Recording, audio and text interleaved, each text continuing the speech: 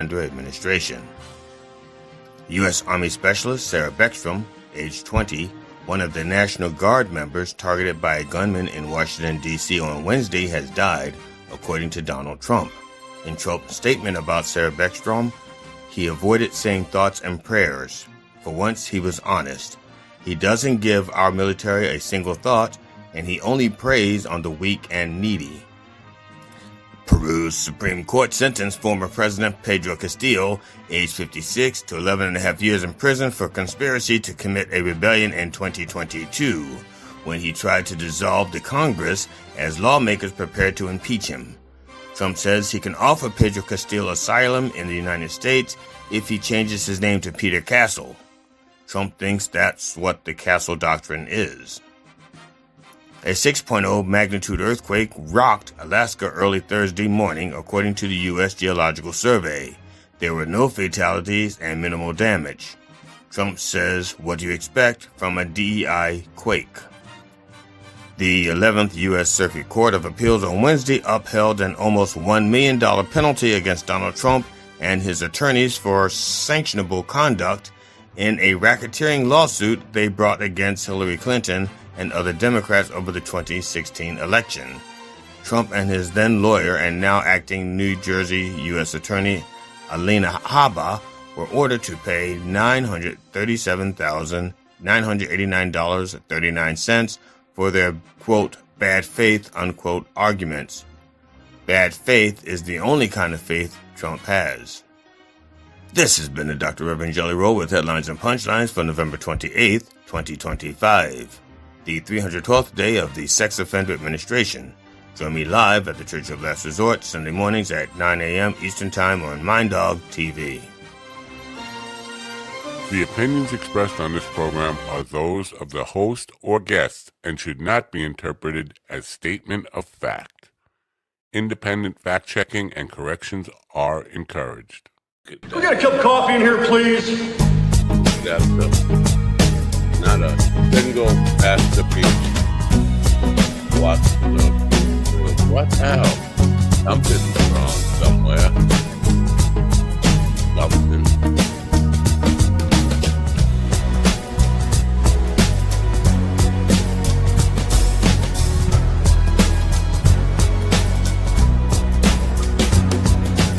Damn good coffee. And hot. Push a button.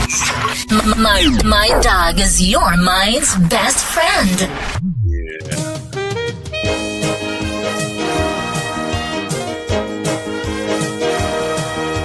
My dog is your mind's best friend. Wake up, America. You've got a dog that needs walking.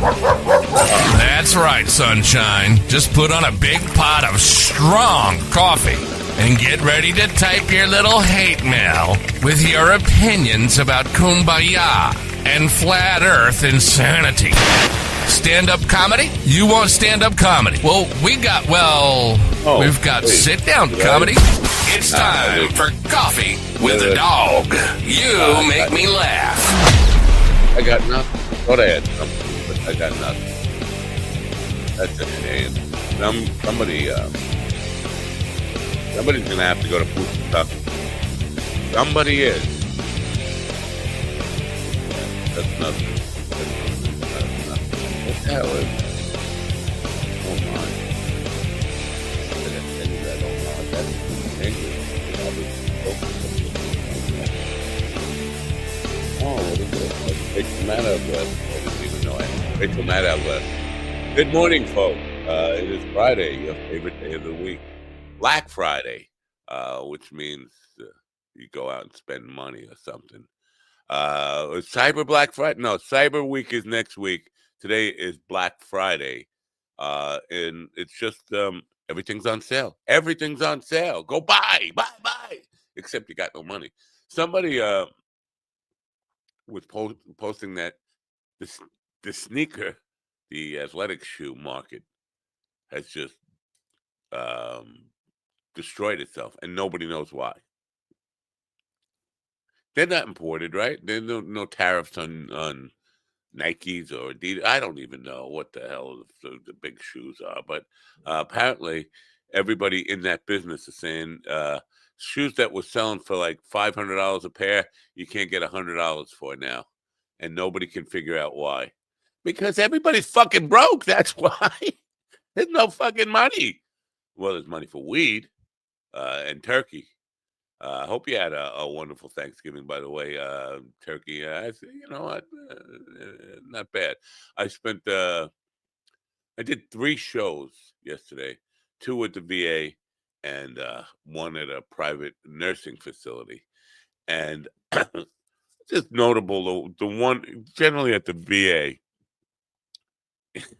in the instructions, and I always laugh at it, they want toe tapping music, toe tapping music from the 40s, 50s, 60s, 70s, and 80s. And yeah, but I prepare a lot of Nat King Cole and Frank Sinatra, and all those fucking people are dead. The people who like Nat King Cole, and I'm the only. I do it for me. I do those songs for me. I mean, but yesterday, the first show, guy who arranged the whole thing, I don't know, like he's like a holiday rec aid guy. Eric is his name.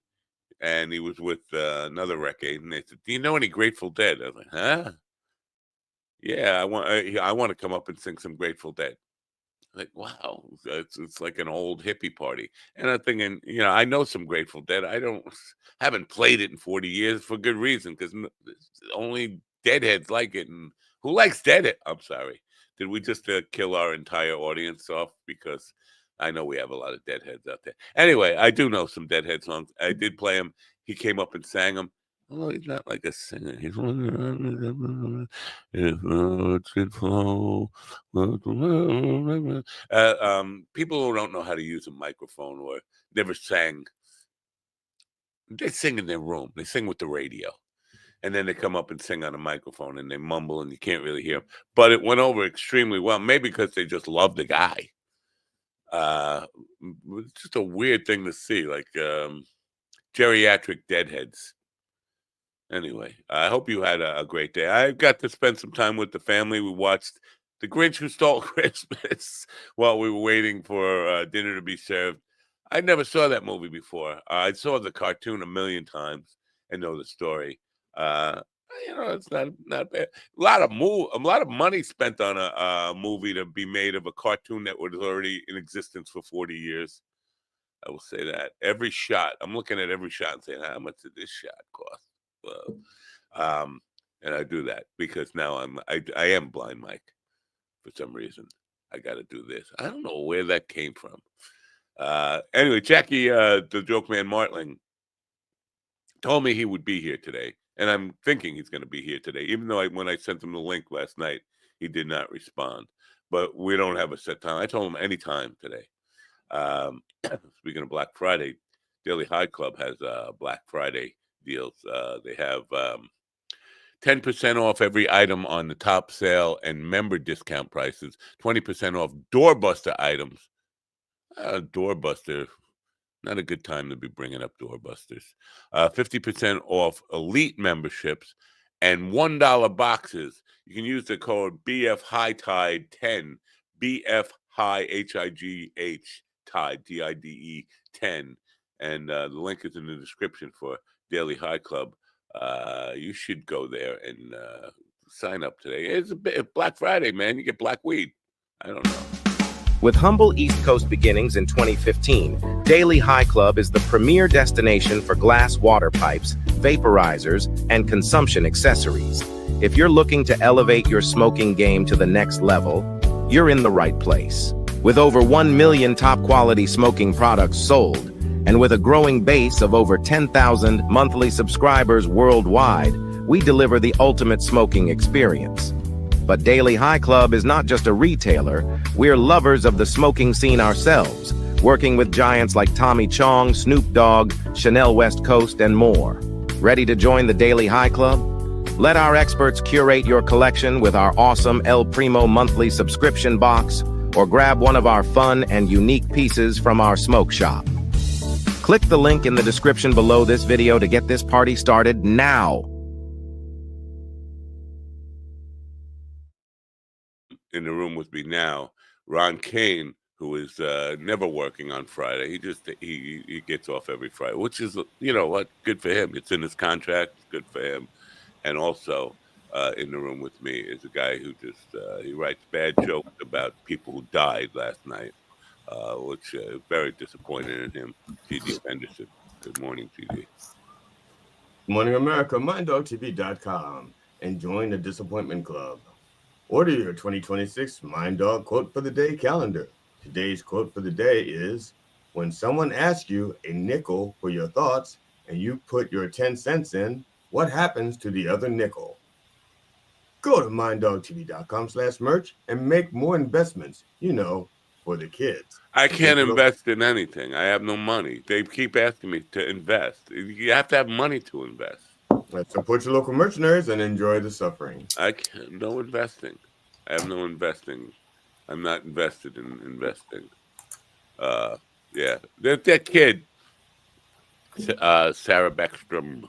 It's a difficult name for me to say. Why Beckstrom? There's too many consonants together. Got the C, the K, the S, the T, and the R. That's right. It's 5 consonants in a row. Yeah. Anyway, 20-year-old girl, and she wasn't a threat to this guy. Listen, I understand. Blame game is whoever you don't like is being blamed. You can blame anybody. The guy who shot her is a fucking madman. He shot somebody, a kid, who was not an immediate threat to him, and that's just evil. That's just fucking evil. That guy, I'm not a big death penalty guy, but that guy should definitely get the death penalty. You don't just shoot somebody who's not a threat to you. I agree with you in everything you're saying, and the only thing I can possibly think of, I can think of a lot of things, so that's a lie. I can think of other things. What comes to mind is that that gentleman, he's an Afghanistan national, and he used to work with the CIA back when we were in Afghanistan, and he just got not legal status, but just got cleared to be here in April. So the Trump administration said, you're good, you can stay. But if his family didn't make it out, if his family is still there and he just found out that they were beheaded by Taliban or something, I can see him being pissed. I can see him being pissed. Government. Now, I'm not justifying it. I'm just saying, if I'm his attorney and that's what happened, Yeah, you can tell they're upset because the shooter does not fit the narrative again. Because you're absolutely right. Yeah. I mean, for them just to be gunned down like that is, senseless. But we don't know how deep this story goes. And especially if he was involved with the CIA and our troops, and with our troops, something could have happened to his family, or we could have screwed him over as a country, which we are great at doing. Example given, see Osama bin Laden. We set that up for ourselves back during the fucking Afghani war. And of course, Saddam Hussein, another one. This 20-year-old girl is not the reason for his family being. Oh, none of that stuff. This 20-year-old girl is not. And you know what? At 20 years old, you're signing up for. She didn't sign up. I guarantee, in the back of her mind, when she was signing up for the National Guard or joining the Army, whatever, the last thing on her mind was getting killed on American soil. I mean, it's just ridiculous. But I agree that the CIA looks really questionable in all of this. They always have. The guy Valhalla VT, who has a YouTube channel, who used to be hardcore MAGA. He's abandoned MAGA for a while over the Epstein files and a bunch of other shit, but he's still very America first, America only kind of guy. He's saying this smells of a false flag operation. The CIA is kind of trying to get us into a civil war, and you know what? It's hard to argue against that at this point, where you see shit like this going on, because this kid was an innocent kid joining the army and ends up patrolling the streets of America. Now, whose fault is that? Trump's fault. I agree. Look, believe me, I am a firm believer that I can't pronounce his name. If I want to say his name, and I want to just get it right. Please stand by. We are having difficulties pronouncing foreign names. Please stand by. Please. So I can't. Yeah, like a maka. I can't do it. Even if I put it in front of my face, I have trouble saying it syllable by syllable. I can't. I have trouble with it. But he's if he pointed his gun at Trump, that would have been the right direction, is what I'm saying. Yeah. Yeah, absolutely. And it just kills me how the Trump supporters are not tired of his act. When that reporter, and I forget her name, she asked him about it, and she said his administration vetted the guy, and he started saying, "Oh, you're a stupid person for asking these questions." That act doesn't get tired with some of these people. Like when faced with the facts, all he comes back with is insulting the reporter and doing it. You're a very stupid person for asking these questions. No, I'm asking questions because you're denying the actual facts. They just never get tired of that fucking. When you're confronted with the facts, just turn to insult. Fuck him. I mean, I can't wait. Obviously, I can't wait. I have no choice but waiting. But I feel like the day that when justice comes to that whole administration, it's going to be a glorious thing. I'll probably be dead by then. But anyway. So anyway, you guys, did you have a lovely day yesterday? Ron? I actually went over Ron's house. He wasn't there. He went to his wife's family's house. So I had a nice meal at Ron's house. It was a good day. It was a good day. Yeah. The second, because somebody said nobody should ever spend a holiday alone. I spent many holidays alone when I was young. A lot of old people I was with in the nursing home, their families don't come to visit them, and that's a sad thing. I'm spending time with them in lieu of their family. Who the fuck wants me, right? I don't see any problem with spending the holidays alone if that's what you want. Or if I'm your only other alternative.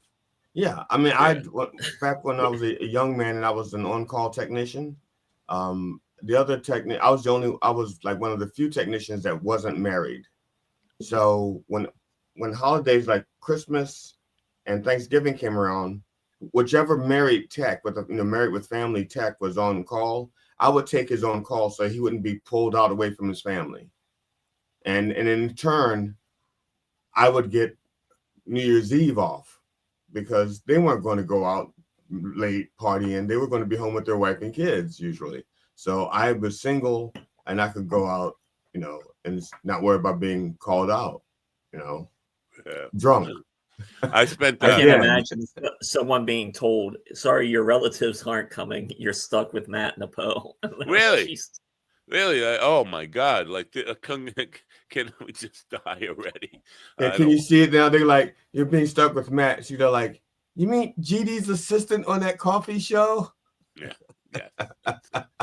And Rhonda Hansen was the entire audience who said, "Oh, yeah, that. Oh, never mind." That corporate shill that GD keeps around for who knows why. Because we love her. Yeah. I had 2 shows yesterday, and then there's a break where I get to travel to the other show. I get there way too early. The show's supposed to start at 2:00. I'm set up by 10 after 1. And they put like 60 people in front of me, and they're just looking at me. And like, for 50 minutes?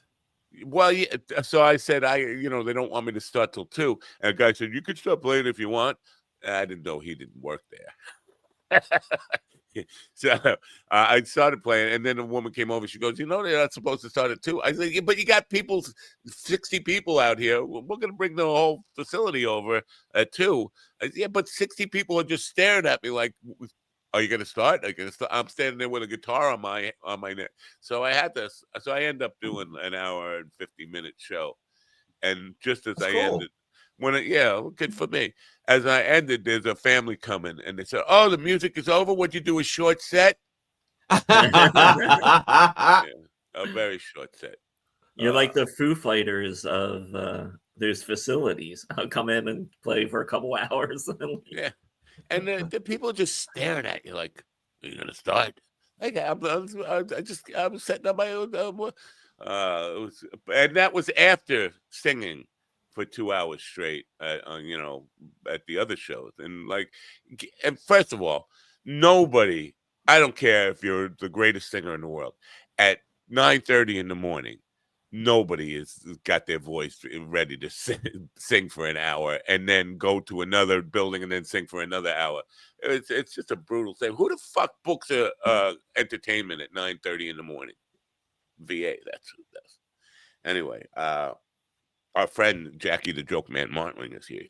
He's going to Princeton, the home of Albert Einstein. Well, not the home of Albert Einstein was a professor at Princeton, and his favorite joke. And Jackie's going to be telling this joke at the Princeton, whatever the center is there tomorrow night, 7:30 with Rich Hawkway. Jackie's going to be telling Albert Einstein's favorite joke. You know Albert Einstein's favorite joke? Yeah, Stephen Hawking. It's a Carnegie Center. No, Albert Einstein's favorite joke is Jackie tells it. Well, I've seen him tell it a couple of times. It's the flies. The flies at dinner. I'll just put it that way. The flies are at dinner, and one of the flies farts. That was seriously Albert Einstein's favorite joke. Anyway, he's shaking his head. No. Well, let's just. What do you mean? No, that was Albert Einstein's favorite joke. You did not know that, Jackie. You really can't get anything.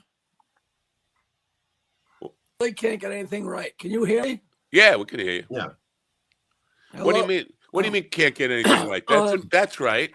It's a Carnegie Center. Wait, it's not. I didn't want to come on. I know. I didn't want to come on because when I tuned in, Ron was talking, and he never talks. He just said more than I've ever heard. So I wanted to just sit and enjoy hearing him talk. Oh, just for you, Way Jackie. to go, Ron. Now he's quiet. Now he's quiet again. What's First wrong with your voice? Catch a Rising Star. I've been smoking pot and yelling and having fun. Oh. I don't know how I'm going to do a show. Yeah, Catch a Rising Star at the Carnegie Center, though. It's Catch a Rising Star Princeton at the Carnegie Center. At the Princeton Hyatt. Oh, yeah. Okay. But that is Albert Einstein's favorite joke. The Princeton Hyatt Regency, and Albert Einstein's favorite joke was, "I love every foot of it." Which I've told you that 1,000 times. Yes. At least 1,000 times. So I don't think I've ever seen you do that live, and I've seen you live 3 or 4 times now. I don't know. No, I never tell out on stage. So people, I don't think anybody appreciates the fact that the guy that invented atomic energy would tell a joke like that. It's lost on people. I think it's wonderful. Yeah. Did you have a good Thanksgiving holiday? You enjoy yourself? Yeah. The Bayville turkey. So great. My sister's grandkids are both 6 years old. We went up to my nephews, and it was a real family thing. It wasn't like a Joe Clan craziness, Wow. So it was great. It was great. Really mellow. Jackie, I'm getting old, I have a serious question for you. Do you carve your turkey? And if you do, who taught you how to carve a turkey? I used to carve the turkey, and then as the years went on, then me and Nancy, I guess when me and Nancy cooked the turkey, I always carved it, but just intuitive. You don't have to know anything. You cut the legs off and you cut the wings off, and then you slice off the white meat, and then you eat. It's that easy, It is that turkey easy. first, making the stuffing. Stuffing is more that's what's fun. The thing is, you need the best. You need a good knife. You need the right knife. You can't just do it. You can't just pull a knife out of the drawer and do it. And you have to wait till the bird is a little bit. You can't just take it right out of the oven and start to chop it up. You got to give it 15 minutes. Yeah. I got elected. You guys cook your turkeys first before you carve it. Oh, okay. I did not know that. I thought I took it out frozen. No wonder it was a little difficult. Ron, you I don't know why this looks different. Why is my screen looks different? I don't know. closer. Your forehead is like being chopped off the top. I don't know. I don't know how to change the view on them, so I give And up. I think you missed I 3 hate hairs this. in your nose when you shaved this morning. Yes. Who's that? Me? Yeah, you're kind of close. You're closer than No. usual. I think you're like this. Your forehead is being. No, he's lying. He's lying. Now you're much better. Thank you. Much better. He's trying to make your fans you will love you. conscious. Your fans will love you now. Look, Ron made a sound. Jackie, did you hear that sound? That Ron sound? That little. I'm ignoring him. Oh. Where's the little thing that gives you a gallery view? The little thing that says Jesus, what? I don't know why that. I think he said gallery view. Oh. That gives you gallery view. I don't know. I have no idea. I had a guy on. Every time you turn on the computer, it's different. And our next segment will teach you how to adjust your clock on your microwave. Yes. That's first of all, that is so simple, Ron. You just wait till midnight, unplug it, plug it back in. That's it. That's it. I do all of the clocks. No, Midnight, that's plug them back in. No, that's wrong because then it just blinks 12 a.m. forever. Really? Because our clocks, they blink, but they after a while, like after 30 seconds, they stop blinking and they start running. No. Anyway, Rich Harkway is your Has new guy. this show What? Go ahead. Has this show really come to setting microwave oven timers? Yeah, well, it's the day after Thanksgiving. Like, what were you talking about? What were you talking about? How come we have delay today? Something's weird. I don't know. Is it my computer? It could be. Could be. I don't know why. So Rich Harkaway's your new like guy to take on. He opens for you everywhere now, right? What happened to Peter? Did he bail on you? Peter bail? No, no, not everywhere. Rich, yeah, that's great. No, Rich opens sometimes. Like me and Peter just got booked at the. We're doing McGuire's on March 6th, a million years from now. Oh, but when I'm in Rich's neck of the woods, Rich draws a lot of people. He's got a lot of old friends in the Pennsylvania area, New Jersey area, and he's good. He's doing great. So yeah, he's a good guy. Yeah, I learned a lot watching him because he's a storyteller, and he does really good stories without wasting a lot of words. I learned a lot watching him. I can't practice any of it, but I learned it. Good. Yesterday I ran a rerun from three years ago, and people were writing. I got like 4 emails from people who were angry that they were commenting in the comment section and nobody was answering them. And it's like it should have been obvious that it was a rerun. Willie was still there. If Willie was still there, you should know it's an old program. It was the only one I had available, like a Thanksgiving show. But people just don't know. And you had hair. It wasn't that old a rerun. It would have to. I got a message also. So, I'm not going to mention Beavers by name, but he sent me a text saying I can't get on the show. My codes aren't working. I can't get on the show. And I said, show? What show? Yeah. Matt said there wasn't a show. And he goes, are you fucking with me? No, I'm not fucking with you. I said, I didn't know there was a show. Matt said there was no show. He goes, so you're not on the show? I said, no, I'm in the living room. I said, I'm sitting naked in the living room with my wife watching Conjuring 4. I don't want to think about think about that. I said, I'm sitting naked in the living room watching Conjuring 4, waiting for the jump scares. Yeah. And for some reason in that show, Carl was on the program and we were covering the parade. Like Carl had a better feed on the parade than any of us did here in America, which is just weird. But our people could not know that was a rerun. I apologize for that. It did say right in the description. People don't read the description. I guess I should put it in the title. This is a replay, whatever, because I'm away at the VA doing shows in the morning. No one ever does dig just a little bit deeper when it's right in front of you. Yeah, Jackie, I'm looking. I want some advice. I want some advice on something that happened. It's marital advice, actually. So I'm hoping you can help me because you've been you're good at this. My wife and I were at dinner. She was taking a sip of water, and I told a joke, and she laughs so hard that she starts choking. And I'm torn because it was a really good joke, and she laughed so hard, but she's like got this fear in her eyes that she's choking. But because she's coughing, I know she's okay, because if you're coughing, you're fine. As a good husband, should I have pretended to be? Go ahead. No, you should just sit and enjoy watching her choke. Okay, that's what I thought. Because I was like going, yeah, that was such a good joke. Yeah. You want to tell us what the joke is? Well, no, I'm going to do it on Monday night. I'm doing it Monday night. The hard part of that story is GD having a joke that's so good his wife laughed that hard. Yeah. We need to hear this joke. No, you don't. I'm doing it on Monday night. I'm debuting it on Monday night on Ron's open mic.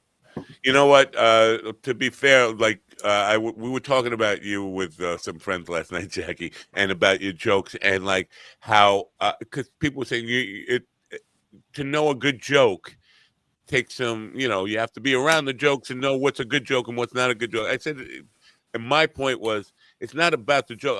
Jackie has a bunch of great jokes. If I tell the jokes, you're not going to laugh. It's how you tell the jokes. It's experience being a joke teller. Right, and you could take anything and make people laugh, and I could take the same thing exactly word for word, and some people just look at me with a stone face. It's not just. I think the difference between a good joke and a bad joke is the person telling it. So No, it's more like the difference between a good joke and a great joke. If you take a joke and tell it mechanically right, it's still going to be good. It's still going to get a laugh. But making it great is if you tell it really well, that makes the difference. If you tell a joke and actually get all the parts right and pronounce it right, if they don't laugh, it's their fault. But don't beat yourself up. There was a comedian I was watching at an open mic, and he told like 3 or 4 jokes that were solid jokes, but he didn't get the laughs that he wanted. And each time he would say, technically, that was a joke. He was, and that would get a bigger laugh. If you got the word technically in your act on stage, get off stage. So hold on, I got to put March 6th on my calendar, really, because I don't want to take a gig on that night because McGuire's is too close to not come and see you guys there.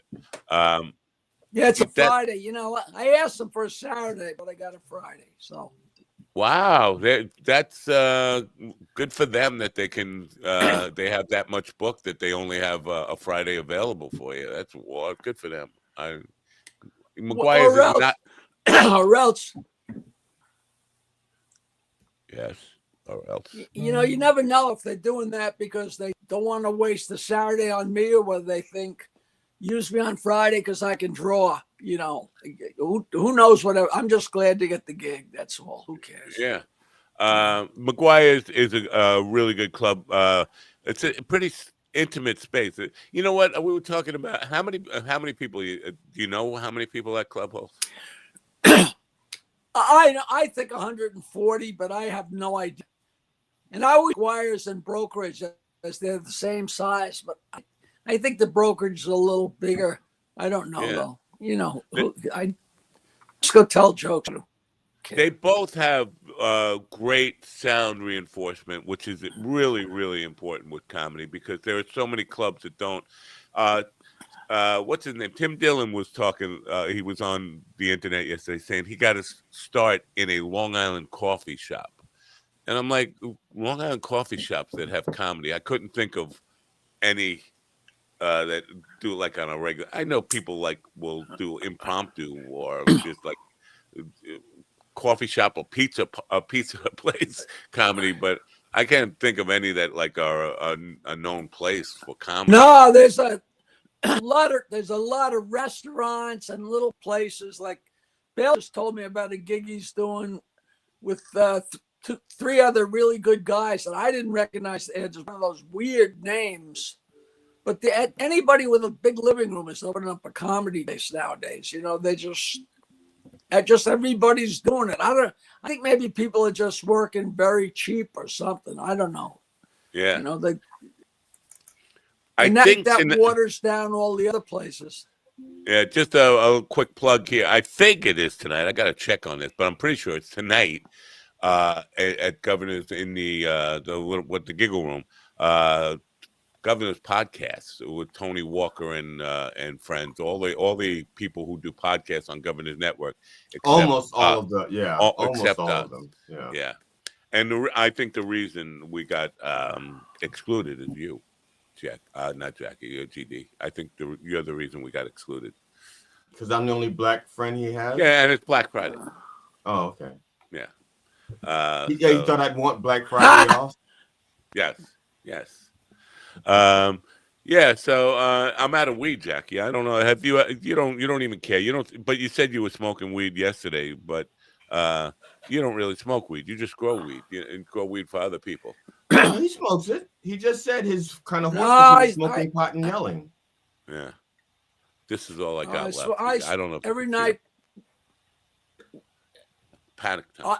The crop is great. I told you, come. Everybody's raving about crop 2025. Wow. They're crazy to not come get some. It's so far away. And that's why I need somebody to ride shotgun with me. I told you I'd ride shotgun with you. You just don't want to ride with black people in your car. No, that would be stupid. Where do you live? What are you? 45 minutes? Me? How far away are you? At least an hour and a half. It takes me a half hour to get to the expressway. What town? Shoreham. But again, I'm all the way on the North Shore, so to get to the expressway takes a half hour, and that will get me to exit 68 on the expressway, and then I have to drop to 106 and then all the way up. It takes me half an hour to get to the expressway. Stop your bitching. Yeah. Start driving. Yesterday I was on the Matt Napo Expressway.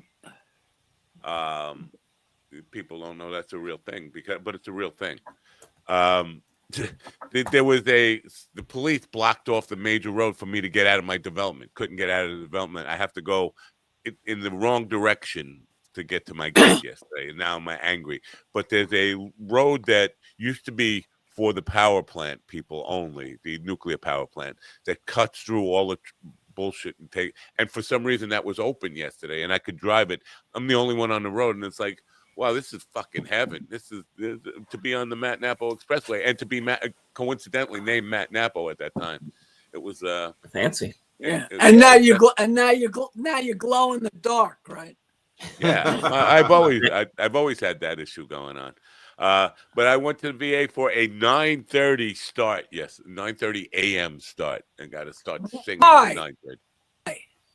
For the vets, because they're all vets. Why?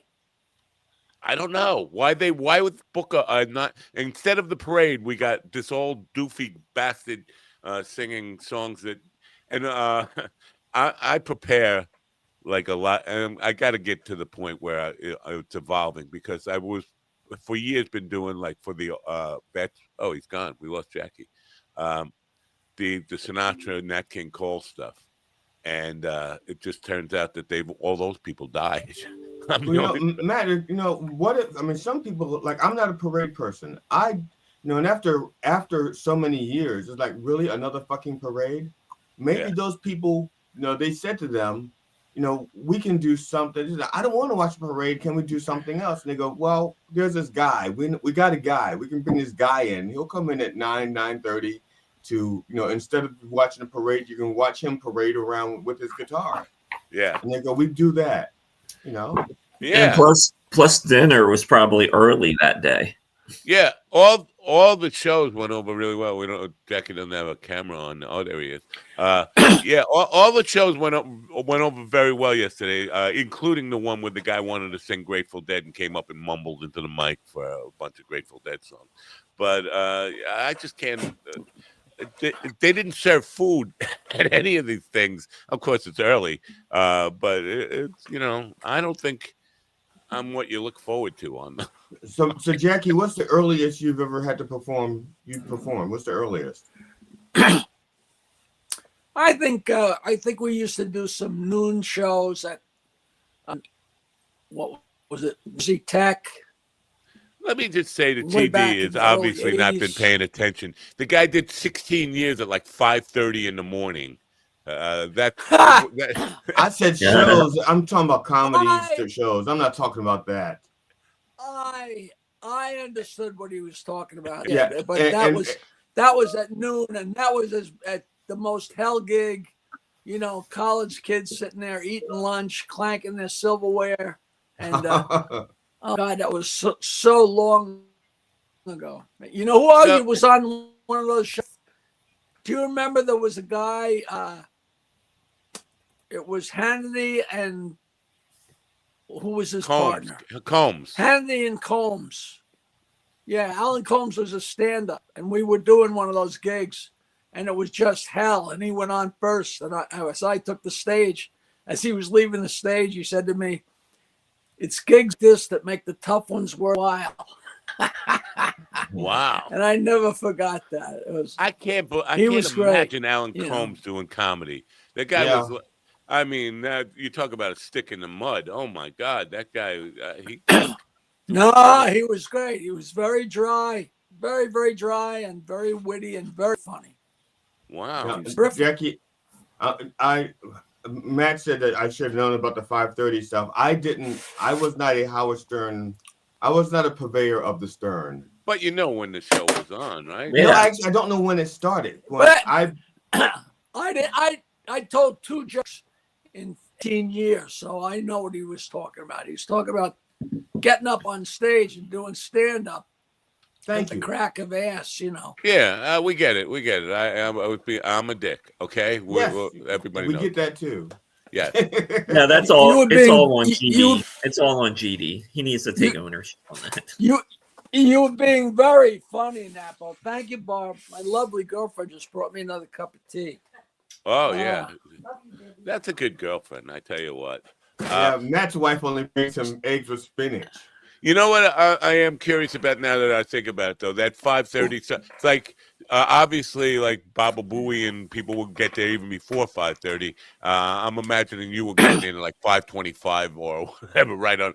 But people, you got to. I would get there just in time to sit out, or sometimes with any luck, in time to get a cup of coffee, sit down, pick up my magic marker, and we'd be on the air. I'd get there at 10 of, 5 of, sometimes quarter of, And I didn't mind getting there a few minutes early when I did, because it was a hang. I'd sit there and shoot the crap with Fred, Yeah. Now, did you have a dedicated microphone that only you used? And if you didn't, what was the worst smell on it? Because if you had to share. No, I think there was a mic on me, but it was funny. Sometimes he had it on all the time. Sometimes he brought it up. Sometimes it didn't matter. There was the mic was always on somewhat, because my laugh, sprinkled in there up the show a lot. I remember Imus, because Steve Summers, when he was on FAN, Steve Summers was the overnight guy. And Imus would always complain about Steve Summers' bad breath on the microphone. And that's what I was wondering. If you shared the mic with someone else, like some other show, you'd be like, "Oh my God, yeah, that caused we had a huge war." Not we. I always say we. I was on NBC. I was on the show one day a week, and all of a sudden they hired Soupy Sales to do 2 to 4, and Howard was on 4 to 8. And Howard was so excited that one of his heroes, Soupy Sales, was going to be on the same station and going on before him. And then Soupy would eat his salad. And when Howard came on, the microphone smelled like Soupy salad dressing. It must have been Italian dressing. And Howard would go nuts when I don't know if you remember, Napa. He infamously cut one of Soupy's piano wires. That was such a big deal. Yeah. That was so. I'm actually. Fred took a pair of pliers, I don't know whether I wasn't on that day. I don't know if it was a sound effect or what, but I would be on once a week, and we go in there, and Soupy's a big hero, and I knew him from the Friars Club, and blah blah blah. Here he is, and the next week he's our bitter enemy. It was so quick how it turns. Jesus Christ. And then when Howard got fired, NBC hired this guy, Phil Franklin, out of Cleveland. Phil Franklin was a foul-mouthed sports guy. His favorite word was scumbag. He would say that all the time. And that's the guy they replaced. Howard at that time was not a morning guy. He was the afternoon guy, right? Like 4 o'clock in the afternoon. No, they replaced Howard with Joey Reynolds. So Phil Franklin wasn't the replacement for Howard? I thought Phil Franklin was.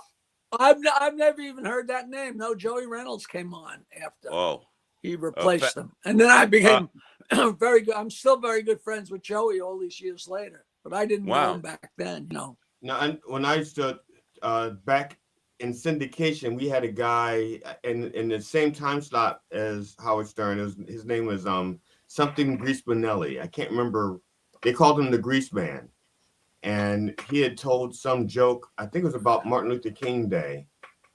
He got fired. He said, and that was the Martin Luther King Day, and he said, "Why don't we go shoot 4 more of them, and we'll take off a whole whole week off?" And when he said that, I laughed my ass off. Wow! And I called in and said, "I have a list." That was the only time I called in. I called in and said, "I have a list of 4 guys that we could, And that was it. He was taken off the air, and that's when we got Howard Stern down here. According to this, Phil Franklin did not replace Howard Stern, which Jackie just cleared me up on at NBC. Howard Stern was fired from WNBC in 1982. The station hired the Grease Man to replace him in the afternoon drive slot. Doug Tracht. Which both of us are wrong. Well, anyway. Phil Franklin did take the spot eventually. I think probably more like 83, 84 or something. But he was just, and Imus hated him too, and they got in a war. It's like Imus was the guy who couldn't get along with anybody on that station. But I always thought that was his thing. I don't know how you got to work hard to stay mad at people. I think but he was old and cranky, and it was funny because he went to management and said, "I don't want that new guy using my name on the air." So Howard was forbidden from using Don Imus's name on the air, which pissed him off because that was like, handcuffing him. And years later, we were at K-Rock, and Opie and Anthony started saying crap about Howard. And he went to Mel and said, "I don't want those guys talking about me on the air." It was, it's like Animal House. It just it switched, Yeah. Opie but, tells if you're at the top of the mountain, it's so easy for everybody else to throw rocks at you. Once you get up there, But that's the game, Opie said that at Sirius XM, when they first went over there, Howard would get really annoyed if they even said hello, good morning to him, like you're passing him in the hall or anything. Like that's a little extreme. Where you just, don't even look at me, don't even talk to me, don't even wish me a good morning. Whoa, holy fuck, man! I do know. I wasn't there, but I do know they started bringing him in. He'd come in the morning, and everybody had to go into their offices and be out of the hallway when he got there, so he wouldn't have to go past anybody, which I thought was either a little extreme or maybe that could have been something that they just made up. His persona is, Yeah. So when you first went to K-Rock, I would listen because I was on the road a lot. I don't want to tell you, that whole story, but I would miss New York, and I would try to pick up the radio station and wait for 5:30 in the morning because I was working at that time, and it would come on at 5:30, and I'm always thinking like, how do you get out of the grumpy, morning stuff? How do you get into the zone at 5:30 in the morning? Well, the show started at 6 o'clock in the morning, and the truth of it is, you get a cup of coffee and you're going, and all of a sudden you're sitting in a room with 4 other very funny people, and you just start, like it's like saying, how do you have a conversation at 6 a.m? Very easy. You put a couple people in a room. It's actually it's a breakfast club, and Wow. he just starts talking, and I think he talks in his sleep, and we'd sit down, the microphones would go on, he'd start talking, and if I thought of something funny, I'd give it to him to say, and Robin would giggle if somebody sneezed, so it was very easy. The tough thing wasn't being funny or him being funny.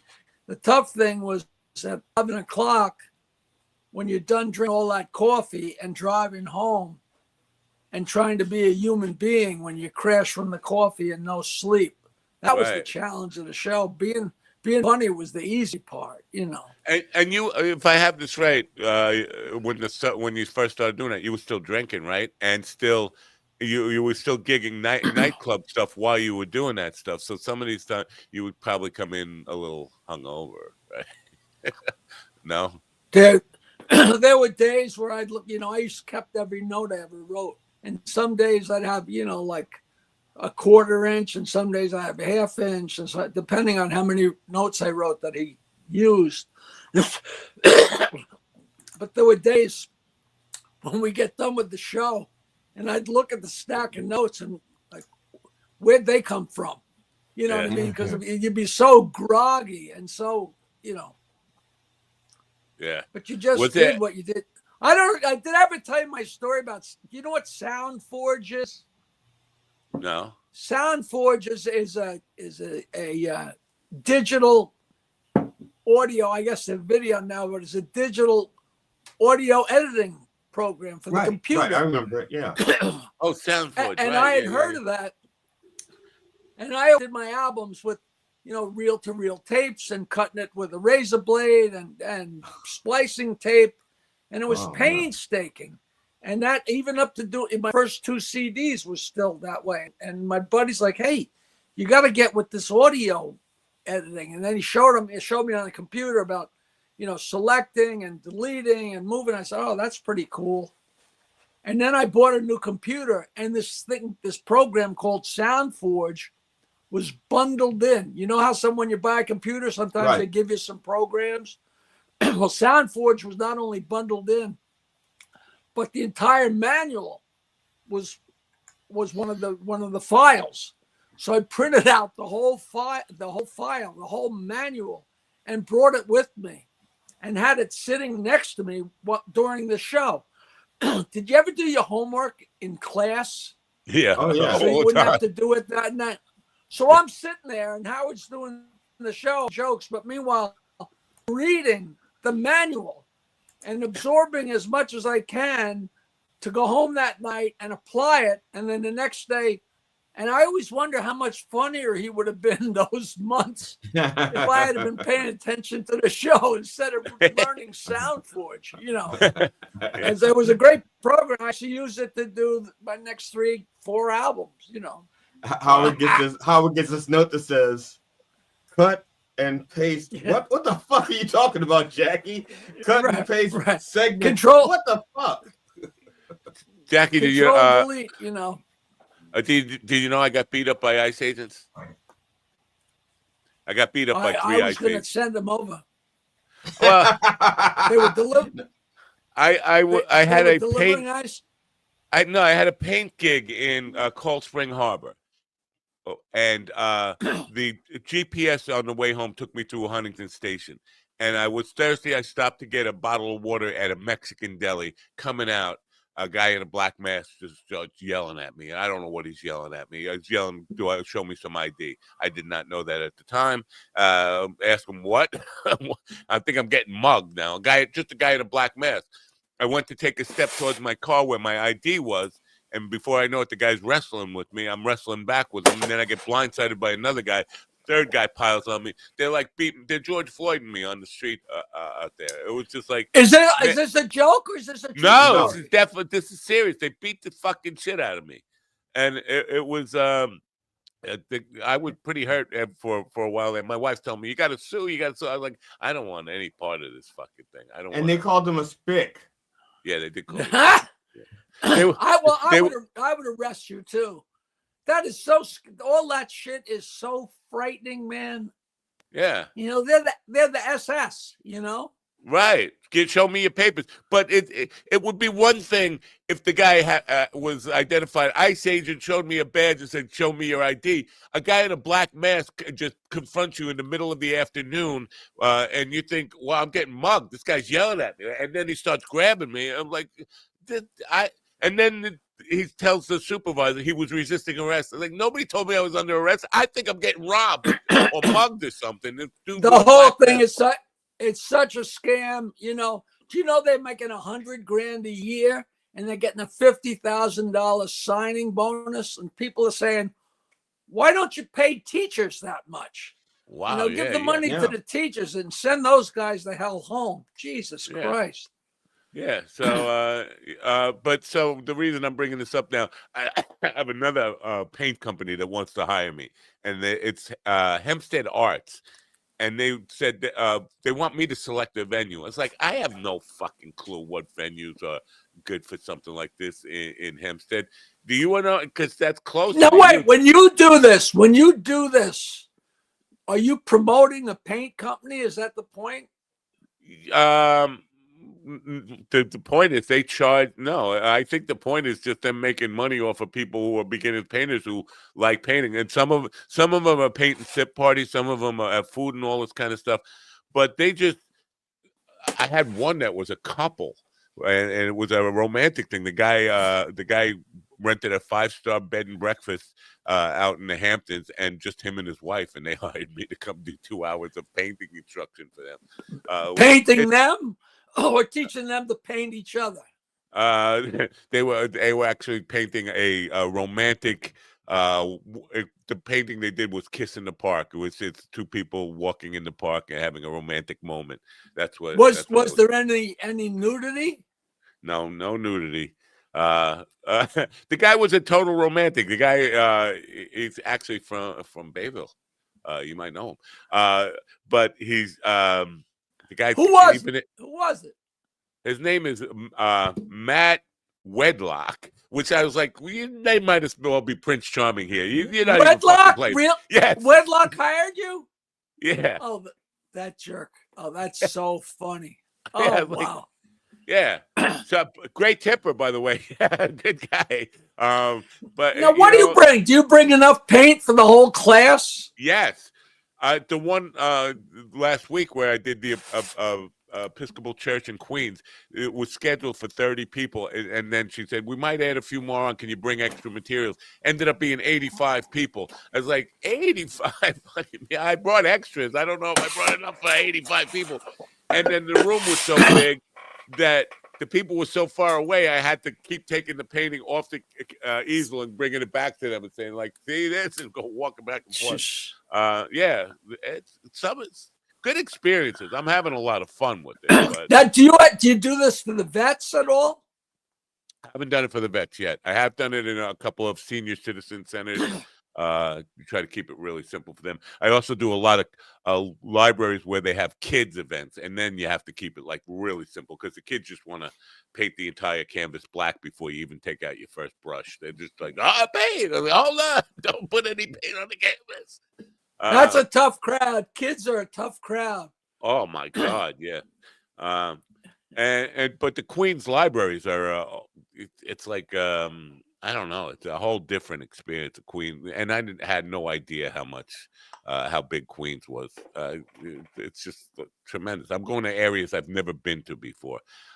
Things like because it goes from the South Shore all the way up to the North Shore. If Queens was its own place, it'd be the 4th largest city in America. Did you know that? That's a true story. I kind of knew that along the lines of that because Brooklyn, in the beginning of Welcome Back, Kotter, it says, "Welcome to Brooklyn, America's 7th largest city." I was like, "Wow!" Right? They're huge. Yeah. I got one in Astoria, which I'm thinking might be a comedy because there's so many fucking comedians that live in Astoria right now. Got one in December. I was like, maybe this could be a bunch of comedians. I don't know. I'll take it. But yeah, and you make decent money for doing this, like a couple $100 bucks. Oh yeah. I don't want to say too much, but it depends on how many people, how big it is, and how long it is. Like some of them, like I did a glass painting parties, and those are at 90 minutes. Those, but the 2.5 hour ones are best ones, and then they tip you on top of that. And so it's very, it's lucrative. It's better than better than the music career that I had. Do people ever hire you for like a private party? Not, yeah, well, it's kind of unethical. I'm supposed to hand, and I do hand out paint the towns cards, and now I'm like working for 3 different companies that are booking me out. So sometimes it gets a little confusing, and then I do it on my own. On my own, I've only booked 2 or 3 parties on my own, and now those weren't related to jobs that I took for the other companies. But yeah, it's, you know what, I'm confused by the economy. We're in a tough time within the economy, but people have have money and resources to hire a guy to come paint at their house with 30 people all the time. I do bachelorette parties; those are fun. Oh, now that sounds cool. Yeah. I've done 3 bachelorette parties so far, and all of them have been different because I've never even seen the inside of a bachelorette party before. I did paint parties for him. The thing with the Now, what about doing it on a boat? Or I guess a boat would be too shaky, right? I could probably do it if it's a big enough boat, like those Like party a boats. cruise ship. Yeah, or even the Port Jefferson Ferry. I think I could probably do it on one of those or the Orient Ferry going across the Connecticut. I could probably do one on there. But this one new company is now telling me they do it and they handle all the expenses. They pay me for it. They do all the promotion, but I have to choose the venue on Long Island. And I was like, I don't know Hempstead. So the one they suggested December 13th as a date for me. Pick a venue. And she said, I suggest the park. It's like December 13th in the park. It's a tent or heaters or anything. No, it's like, well, I'm not doing it outdoors in December. That's how. It's so weird. What do you dress like in white with a beret and all that? I wear an apron. One guy last week at the Episcopal Church, he said, "Can I get one of the bibs?" It's like, it's called an apron. You're not gonna be eating the paint, dude. A bib. But yeah, the whole thing sounds so wonderfully goofy. It is. It's a lot of fun, and to me, people. Except I did one party a couple of weeks ago where everybody was like really fussy about trying to be a perfectionist about it, and they kept like they wanted help, and I got sick of hearing Matt, and I'm like helping one person with their painting, and 10 other people yelling Matt. I'm like, I get help. You know what? This sounds like the perfect thing for country clubs. Do you do country clubs? Yep. And I do a luxury apartment places where right now the big thing in real estate is having these gigantic, almost like little cities, and people have a club and a gym and a movie theater. And they have a huge budget. They have so much money. Right. And so I did a couple in Glen Cove, all over the island. There's these just large facilities. Those are great because it's in the people's house. All they have to do is walk downstairs or take the elevator down. Like you talk about elevator gigs, these are elevator parties. They just go down to tomorrow night's an elevator gig. I go to the Princeton Hyatt, get a room, take a nap, come down, do a show, have some dinner, go back, watch TV. It's an incredible hotel. The Princeton Hyatt is like incredible. And it's a really nice showroom. So it's a gig. Even it's far though. It's at least 2-hour ride. But I don't care anymore. I listen to books on tape and I can go around the world. Yeah. A couple of weeks ago I had Dustin Chafin on. You know Dustin? I met him on the John Fugelsang show. He's from Boston or something, right? Wait a minute. Before I tell you about Dustin Chafin, John Fugelsang. Is he, because I've seen recent YouTube videos where they call him a progressive pastor. I know he knows the Bible inside and out, but he was a comedian, right? He's not a pastor. I don't know. you know, who's a I think if you call yourself a pastor, you are. I don't know how that works, but yeah, he was a comic, but he's just brilliant. He's a brilliant lefty, and I always loved doing his show, and always met so many great people on his show. Yeah, he said he's coming on this show 3 or 4 weeks ago, and I haven't scheduled a date yet. I know it's early for him because he does a nighttime show and whatever. When are you going to do my show? Whenever I'm invited. I wasn't invited. But don't you have a thing with Matt Zinn? I don't have a thing with him. You know what? My problem with Mike Zinn is he's a kumbaya guy, a law of attraction guy, and he thinks that he's like a Jehovah, and I'm his personal door to knock on. Like he always wants to do this new age, and he talks down to me like I need to be saved by him. It's like, somebody's got to save you. Nah, I'm unsavable. Well, the Episcopal Church. The Episcopal Church in Queens, they prayed over me and they wanted to keep me. You need to get contact lenses and a nice big wig and throw away the paintbrushes and go around the country trying to get help for the Lord. That's what you need to do. I'm down with that. I could, Bibles still sell, even though you can get them for free at any hotel. That's a good scam, the Bible scam. Unbelievable. So, but with Dustin Chapin, Matt does his bit on Sundays. He does try to spread the Lord's word on Sundays. He does. I work, yeah. Well, I don't. GD probably doesn't know this, but before I did the Church of Last Resort, for years I was a volunteer at the Church of Hope, Holding Out Hope in Mount Sinai here, where I would volunteer and work the soup kitchen and work at the church. And I was never a Bible thumper, a pusher of the belief or anything, but I did support the church in those ways. Yeah, all you gotta do is be nice to people. That's all religion is be nice to people. And so many people that are religious just aren't nice people. Like, what's the point?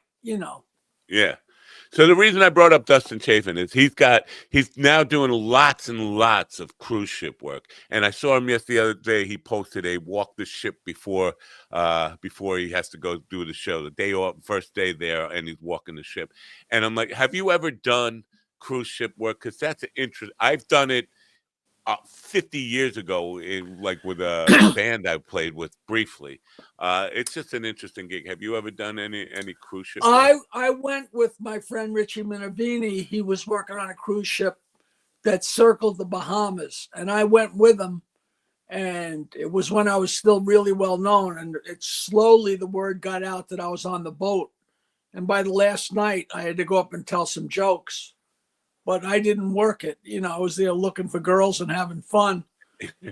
But I've never gotten booked because I'm dirty. And yeah, that's the thing. You have to work clean. He tells dirty jokes. I could go up and do it, but the point was, for the 20 years I was on the show, the money wasn't good enough, and I certainly wasn't going to go, give up one of my weeks off. And when I got off the show, I was still dirty and not famous enough. Yeah. I was doing a podcast with John Ferrantino and these two people. The woman is like the booking agent for one of these huge things. And I would tell jokes and she'd say, oh, that joke would be all right. And that joke wouldn't be all right. I never got hired. And I don't, and then they say, oh, sometimes they have a late night show where you can be off color. I'm like, what planet are these people living on that they don't like dirty jokes? Like, fuck them, Well, because they bring kids now on this cruise ship. It's not just adults. But Dustin gave me a great line. He said, "I don't work clean for free." Yeah. If you're gonna work clean, there better be a good paycheck at the end of it. So yeah, that's. But the other thing that, and I was thinking when your early days working with Rodney and stuff, because I saw Rodney at the Westbury in the round, and there were people behind him and stuff. Dustin's doing these theaters, arenas now with Nate Bargatze, and some of them are in the round, and you got people behind you. Did you ever do something like that where you're trying to do comedy and the Yeah, people? no, I did the Westbury. I did the Westbury Music Fair a few times, and I also did the same type show out in, I guess it was Phoenix. And it's working around is great. You just turn around and it's not, but it spins, but very slowly. Right. But you turn around and spread it out, and it was it's great because everybody's up. I love the people that are up close, and when you're working in the round, there's so many people up close to the stage that it's great. Yeah. Yeah, it just seems like a weird experience to me to have people behind you all the time. I would always be self-conscious about what's going on back there rather than playing. But the stage rotates, What about Yeah. the guys like when Billy Joel did Lord of Nassim or Madison Square? There'd be tons of people up behind them, The Lords of 52nd Street. But music is a little bit different than comedy. You can listen to music with your eyes closed, not pay attention to the thing. But comedy, you kind of like want to see what the comedian's doing. It's definitely weird. But if you got a big round stage and you can sell tickets, they don't give a shit. Hey, I just saw those guys down in Clearwater. Did you know that? I was booked in Clearwater for a Saturday night a couple weeks ago, and I just happened to look and I saw that the Lords of 52nd Street were playing on Friday night. And I always fly in a day early because I don't trust the airlines. So I texted Andy, the road guy, and I said, Andy, I'm coming to town. I want to come to the show. So I went to see him, and I saw Russell and Liberty, and they were shocked as shit that I was there. Richie's not back he was back with the band, Richie Canada, but now he's out again. I guess he's still having bad health problems. Yeah, December 7th. But here's interesting, man. They introduced the saxophone. Richie's not there, so their saxophone player, he's got a weird name like Spaz or something. And they introduced the guy in the audience. This is too old for you. Do you know who Joey D is? Yeah. Joey D and the Starlighters. Starlighters, Joey D and the Starlighters. Yeah, the Peppermint Twist. Well, his son is the saxophone player for the Lords of 52nd Street. How great is that? I thought Blind Willie, I can't remember his last name. Willie was doing it for a while. And the guy who I've known for a bunch of years, played with us a bunch of times. Willie was playing, subbing with the Lords of 52nd Street. I think they're at the Suffolk Theater next week, December 7th, I believe it's the date. Oh, is that right? Yeah. I did not know that. Do you know the place across the street from the Suffolk Theater, the Vale Levitt Theater? It's like Thomas Edison used to do like experiments with motion picture technology there 100 years ago. I played there 30 years ago or something for a brief time. It just got bought and they're reopening that theater. So Riverhead. I played there like 25 years. It's very thin, right? Yeah. It's a very thin place. Yeah. And I worked there with Pearlie, an Oyster Bay band. We had a great time. And it's a terrific bar right next door. At least it was 25 years ago. Right. That was so much fun. That little bar next door is a great place to do like a solo piano or acoustic gig. It's a I can't remember it changes owners a lot and names. And the Suffolk Theater. The Suffolk Theater is a great venue. I love that. Yeah, and I was there when they were renovating. It was it's come a long way. It's an amazing place to see a show now. And Clutch, your friend in mine, Clint, who is Clutch Riley. He's mostly responsible for all the great productions that go on there. It's good. Hey, he's a very good cat. That's a very good cat. Coming back to Dustin, hold on, wait a second. This Dustin thing where he's playing arenas now for like 22,000 people with Nate Bugatti. And I don't know if you know this, but he gave Nate his start. Nate was a barker for him in New York City, like out on the street, bringing people in. And now he's opening for Nate in these gigantic theaters. And I was like, 22,000 people. I'm doing comedy up there with just a microphone for 22,000 people. The weirdness of that. What's the biggest crowd you've? But if they're interested and they want to listen, it can be hell to work to 40 people if they don't want to listen. Yeah, sure. Yeah. I did an outdoor gig for like Lenny Kravitz had a concert, and I opened it, and I was out in Phoenix. I think that was like 5,000 people. Yeah. And I did one with Willie Nelson and Asleep at the Wheel, and that was like 3,000. But those are, that's so exciting. It's crazy. But I wasn't like headlining. Headlining at the Riviera, that was 1,000 people, and I had them for an hour. But they couldn't have been. They listened to every word. They were fantastic. Yeah. Steve Byrne, when he was on the program, he talked about opening for Kanye. This is 10, 15 years ago now. Opening for Kanye at Red Rocks. And they're there to hear Kanye. Listen, you got to go out there and try to do comedy for people who are psyched to hear hip-hop. That, to me, I said, that's got to be a nightmare gig. He said, yeah, but the paycheck was fucking amazing. I worked in Poughkeepsie at a place called The Chance, which was an old vaudeville house. And I don't know who booked me, but I was opening for War. War was, Eric Burden's group after the Animals was War. But this was War without Eric Burden. Yeah. And I was the opener. And you can imagine what their audience was. It was like 12 black guys beating themselves over the head with instruments. And it was packed, and I went out there, and they did not want to hear me. Yeah. And I struggled for like 20 minutes, but by the end of the 20 minutes, I kind of had the vibe of what would fly. And I was like, all right, I'll get them second show, because there was a second show. And I thought, all right, I got a strategy and I got a beer, and I'm sitting there, and all of a sudden there was an announcement. We haven't sold that many tickets, so everybody's invited to stay for the second show. And I'm like, oh, fuck, I don't even know how I got through that. I think I just drank.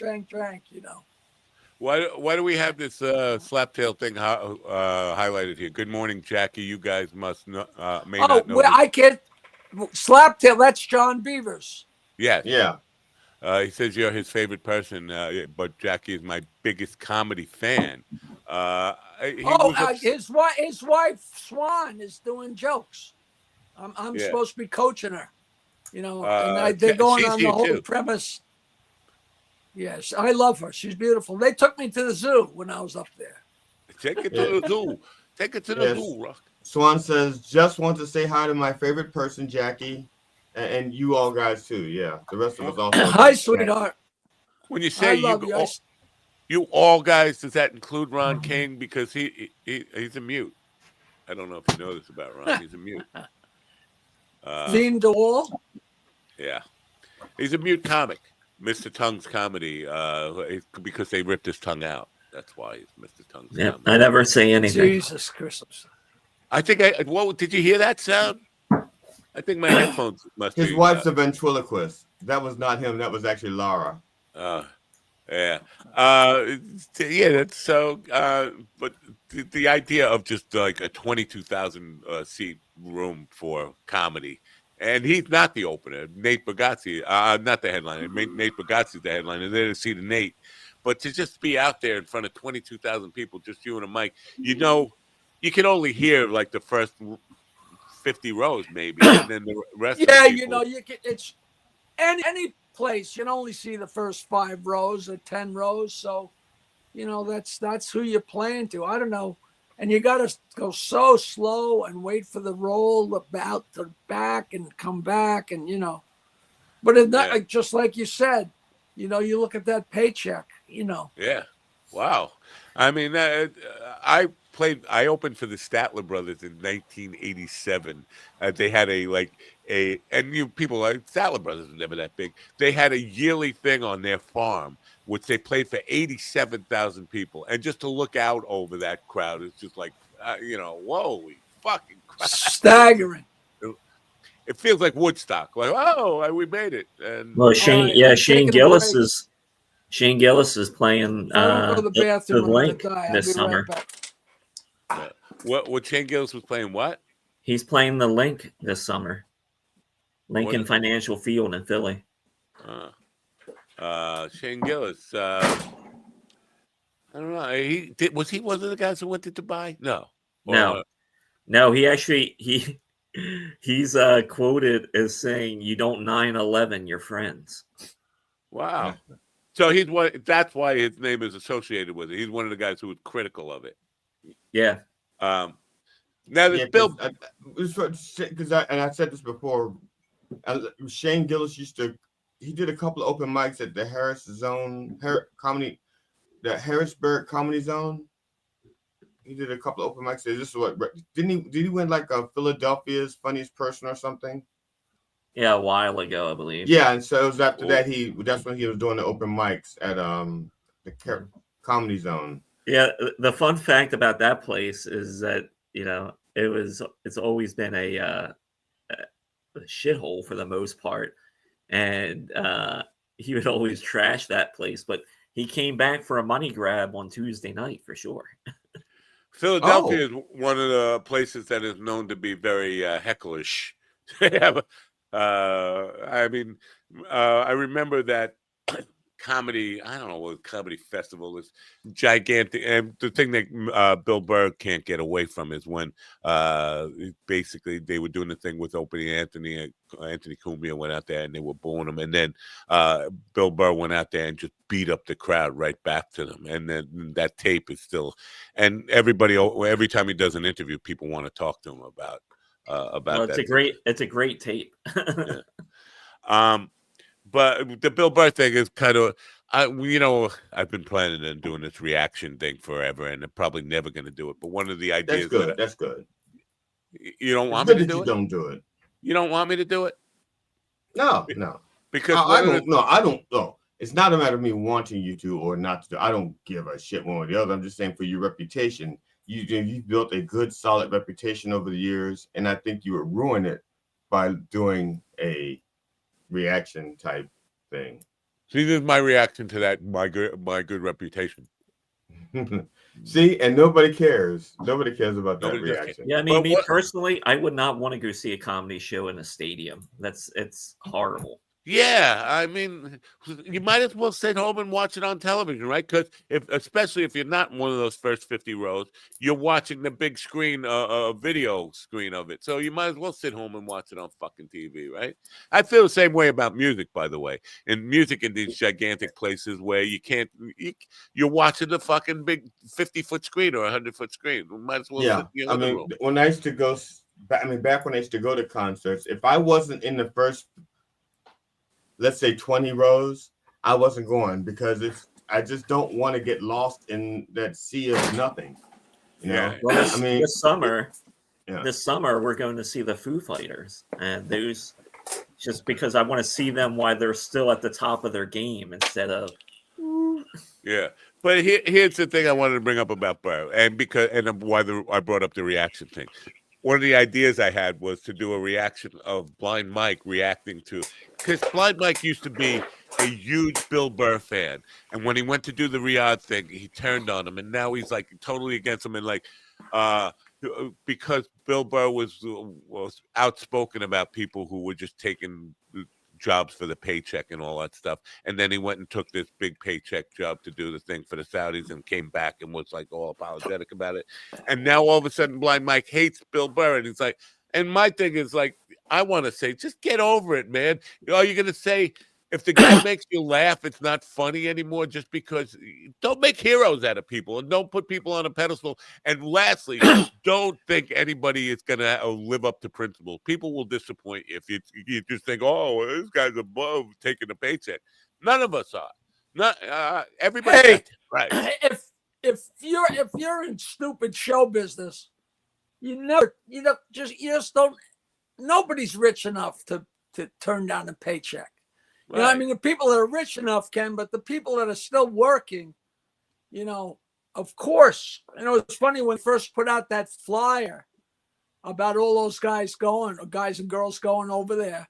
Somebody put my face in there, with the computer or something. And they're like, you're going over there? How could you do that? I was like, No, that was fake. But if they asked me, I'd be there in a heartbeat. I'd probably get my hands chopped off for telling dirty jokes. But of course, go. What they made a lot of money, right? Like $200,000 or $800,000. I think the smallest anybody got paid was $340,000. The smallest paycheck out of all of those. Yeah, I mean, are you kidding? A lot of them aren't saying what they made though, too, for good reason. Yeah. But it's a trip to go over there. I went to Iraq, and I still think about it. It's just great experience. It's so foreign and so weird. Yeah. But the big difference is when you spend an entire career railing against this stuff, and then you just line up for it. It just looks really bad on the performer at this point. I understand that, but beyond performers are whores to begin with. Right. You mean this hypocrites in show business? Are you kidding? Yeah. That's what I'm saying. Don't make heroes out of these people. And at the end of the day, everybody's a dick on some level, and so you've got a personal dislike for Bill Burr. Now, I'm just saying, by Mike's case, personal dislike. But if he says something funny, if he does his old comedy stuff, if he does a comedy show, you're gonna laugh at it. It's not affecting how you appreciate his fucking humor. He's still fucking right. And funny. meanwhile, his kids are going to college, with the money. So yeah. Well, yeah, but in the terms of Bill Burr, especially, he is like out there fully doing damage control because he has completely ruined his brand. Yeah, but I get it, but again, these people they don't want to hang out with him. Fuck they them. don't want to hang out with him. But I think what you're seeing now is, I think it's great because it's kind of like purging comedy, because you're like seeing a lot of these guys at the top that are really. It's all part of the show. It's all get people in the tent. You fuck up and then you apologize for it. I mean, it's a never-ending cycle. And I'm sure he's as sincere as anybody, and he's so funny. And let him do what he does. And if he wants to defend himself, to a certain point. But if you're out there railing against all this stuff, then all of a sudden you get a little miffed because people are giving you shit. How does that affect you? How does that affect you? It does, exactly.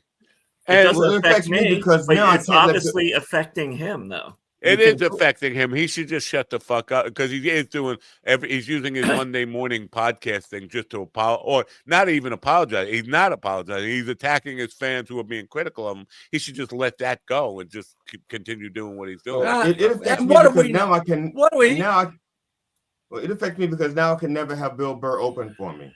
So yeah. That hurts my bottom line. $1 billion.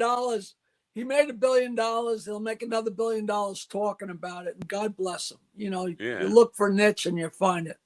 Yeah. Hey, Napo, did you know, this is going back, did you know that we had a period of a couple weeks or a couple months where me and Fred and Howard and Gary painted? Did you know about that? I kind of have a vague memory of it. How did that start? Like somebody on the crew went to like a paint and sip or something? No, right? all of a sudden we had Michael's artwork or Michael's. Michael's Art and Craft. Okay, Michael's Arts and Craft. Yeah. One of those people came on and he had to do a live spot. We said, "Oh, that'd be really fun, to paint." And the next day, they were like, we had easels and big paint, whatever you paint on the canvases, and all the paints and berets and smocks. And they said also, and for a while that was the only time ever that Howard ever got off the air at 10 o'clock, because we couldn't wait to sit there and paint. And the results of our paintings are in either the first or second, one of his books.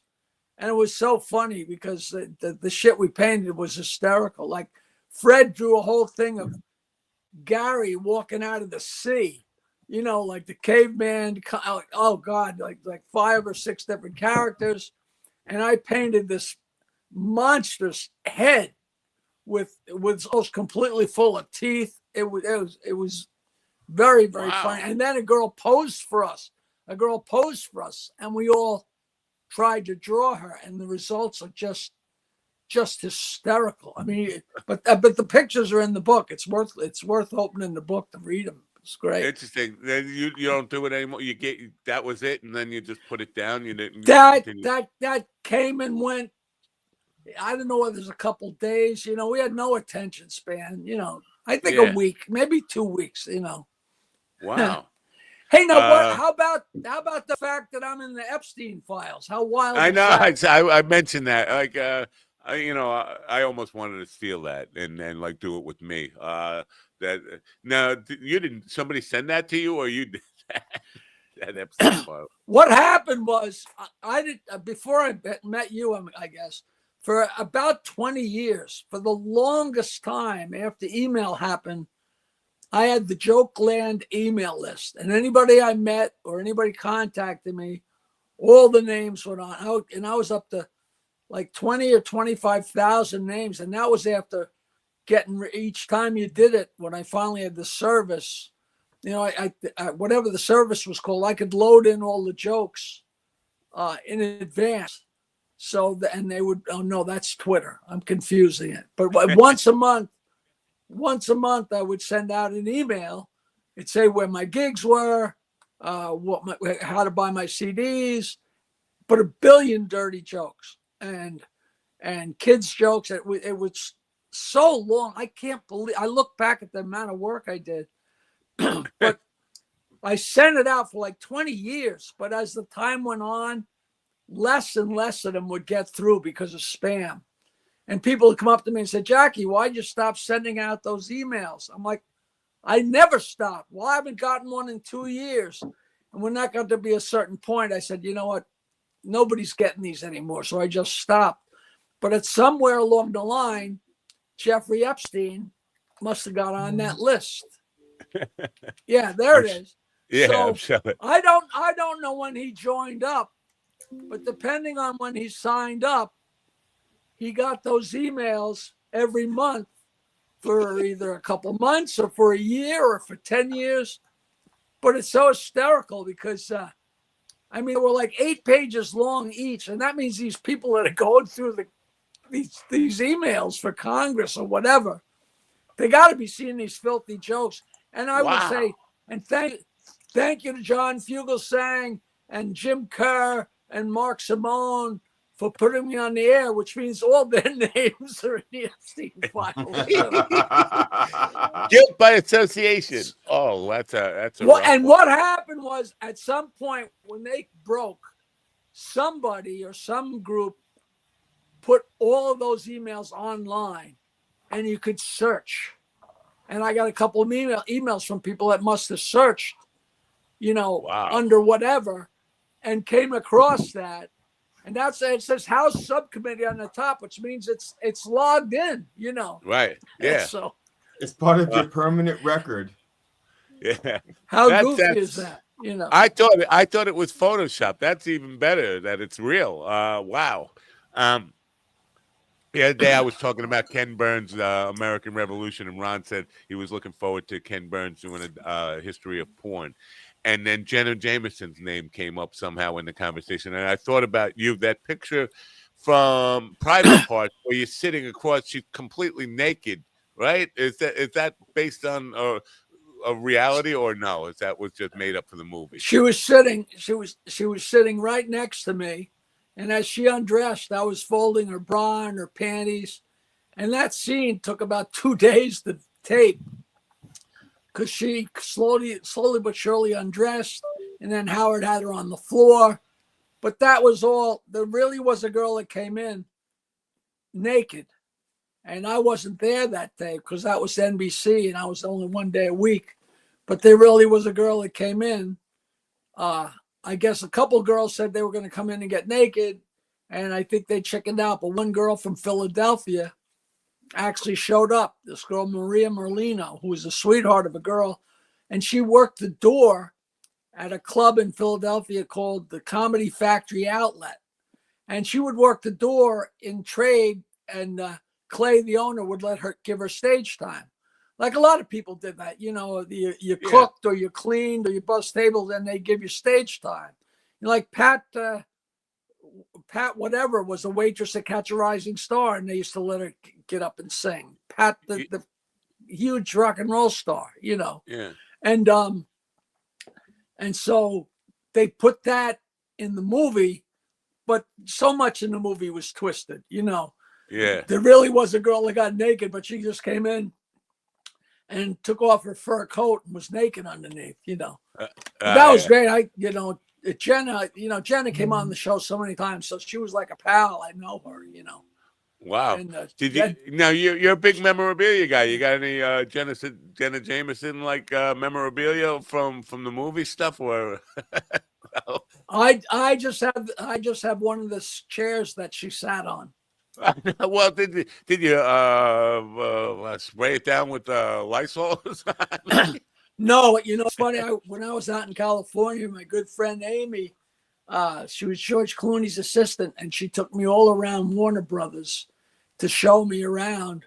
And that was when they were making the movie about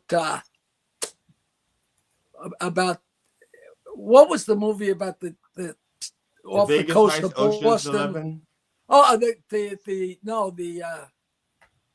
when the Perfect Storm. And they had this huge tank of water inside one of the studios. It was amazing. We walked through the set of ER, and then we went on the set of Friends, Central Perk, and there actually was a director's chair that said Jennifer Aniston. So I had her take a picture of me with my nose down sniffing the seat, which is a great picture. I got that somewhere. It's great. Wow. Did you on Stern? Did he have porn stars like on regularly on the radio when you were there? Oh yeah, all the time. I can't remember any because I know he had a lot of people who would call like lesbian dial date and all that, and had pornographic type of content. Jenna came on. Jenna came on, and she was so gorgeous. And then the next time she came on, her boobs were a little bigger, and every time she came on, her tits were bigger, and she was so perfect to start with. Was it some kind of virus or something, Jackie? I don't know. It was a very famous one. I don't know if they replay it, where she was on the show, and she was explaining how she lived with her father, and her girlfriends would come over, and her father would get it on with her girlfriends, and we're all like freaking out. And after she left, they said, "Howard, I wonder if her father could recognize her private parts." And we brought him back in, and Howard showed him pictures of like 4 different vaginas, and he picked hers out. Oh, and of course, God. It was total fluke, because not for nothing, the old turn them upside down, they all look alike, But he picked it out, and it was so wrong, and it was just so funny, and so many people were mad, but it was just goofy, And this is a long time. This is in the smallest studio, so it had to be. But it might have already been on. That might have been on the E channel. I'm not sure, but I've never heard anybody bring that up. So maybe it went away. Yeah, reminded me she of. Was great. We were going back in the early 80s when the brokerage was still kind of a jazz club. There was music there and jazz players. And we were going to the brokerage to check out a saxophone player to play with our band. And there was a girl. We were driving in. The drummer had one of these small pickups, 2-seater pickup truck, one of the small mini pickup trucks. I'm in the passenger seat, and there's a girl hitchhiking.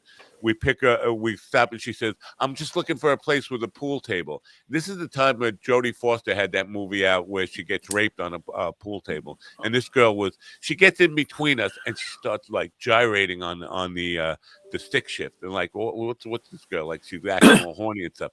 Get to this place at the brokerage, and it still had a pool table in it at the time. And she's on there, and she's got the pool stick between her legs. She's acting all like she wants to get fucked. So I try to make a move on it. She's like, "Are you crazy?" Like, okay, this girl's nuts. And then a little bit later, the drummer starts to make. She's doing stuff with him. she's flirting with him. He makes a move, and she goes, you're crazy. She ends up coming back home to his house with us, with snorting coke and doing lines down in his basement. And she's like almost taking her pants off. She's like fingering herself through her pants and all this stuff. And like, this girl's fucking nuts. I'm leaving. I leave. I come back the next morning to pick up the drummer because we're going to the recording studio. And I knock on the door. The screen door's open, and nobody's answering the door. I come in, and she's fucking his father. His 70-year-old father. I was like, holy! He's the guy who finally got to home base with her, or even past first base. I love it. Now, and that girl was. I don't know who she was. Who was? I have no idea. Jodie Foster. Yeah, you know what? There were other people who, after that band broke up, people would tell me the drummer got married to this girl who was like really crazy, and they said they would go over to his house and all his friends would be the guy wasn't there, but all his friends would be gangbanging his new wife. It's like, whoa, that's fucking wild. Some friends you got there. I'm sorry, Jackie. I'm still concerned about what happened to Jenna Jameson's breasts. Why were they swelling? Did she have like a disease or something? No, she kept getting bigger implants, because if you work the girls that work the strip clubs, you ever see these pictures? These girls that have 56 double D, they make more money the bigger their boobs are, which makes no sense to me. But I'm not a strip club guy. She was in a race. She just kept making them bigger and bigger, Yeah, she was in a race early in her career because she was such a petite woman, and it took her some time to develop. Then once she finally did, and she started getting into porn and modeling more, she's like, I need bigger boobs, and it kept progressing. So she's okay. She was I just wanted to make sure she was okay. She was cute. You know who we had on? Do you remember Alicia Class? The name sounds familiar, but I don't. She was the queen, the queen of anal sex, and she just showed up. Okay, who crowned her? Who crowned her? Or Showed who up didn't crown her? No, if you Google her, she that was in the industry. She was married to the guy had a really weird name. What was the guy's name? I'll think of it. But he was very famous, the most famous porn guy at the time. And she came on the show, and she stripped and she bent over, and she had the most clean, beautiful pink anus that you've ever seen in your life. And we were all freaking out. And meanwhile, she was under the name Alicia Class. And like the month before, she had come to my show at the Riviera. And we had a whole thing. And she did not make any, any flirtation with me or Seymour. Not Seymour Hare. What was his name? Seymour Heine. Seymour Heine. I don't know. Seymour Butts. Seymour Butts. Seymour Butts. He was a very famous. I think that was her husband. So she didn't want to make any mention of what had gone on. Not common knowledge. But she was beautiful, just absolutely beautiful. And she came on the stage and played Stump the Joke Man like a normal, And then I said, "What's your deal?" She said, "Oh, I dance at the Spearmint Rhino, and it's my goal in life to become a porn star." And sure enough, she became a porn star, and she was perfect. Alicia Class, and it's Class, Klass, which immediately has no class, but she was so cool. I'm sure if you Google her, she's in there. So Ron said it's common knowledge. It's common knowledge if you know porn. It's not common knowledge for a guy like me. I'd never Seymour Butts. I knew the joke Seymour Heine from when I was right. And then actually, when he said Seymour Butts, I recognized the name, but I am not a porn aficionado. Yeah. For the people on Instagram, because we got quite a few people on Instagram, I just want to say, if you're in the New Jersey area, Princeton, New Jersey area, tomorrow night at the, hold on, let me pull up the information and read it right. The Hyatt Regency, catch a rising star at the Hyatt Regency Hotel in Princeton with me and Rich Harkaway. Please come out to the show. 102 Carnegie Center in Princeton is the address for 7:30 p.m. tomorrow night, Saturday, November 29th. Doors open at 7 p.m. You know, they say that it's a tough weekend, but the truth is people go out and see their family and eat turkey on Thursday. But by Saturday night, people are ready to get the hell out of the house. You know, they really are. So it's usually a good night, you know. Okay, Jackie, just so you may not even know the answer to this, but it says age limit all ages. There are not minors allowed in there, right? No, it's a club.